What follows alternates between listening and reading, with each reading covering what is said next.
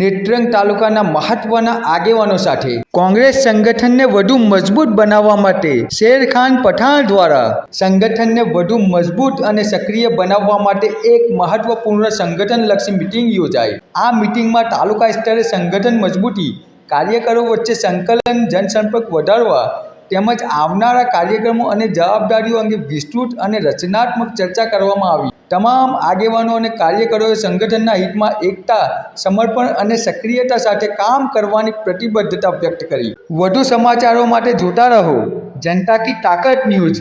Cameraman Maqsood Khilji સાથે હું મોહમ્મદ અમીન ભટ્ટી।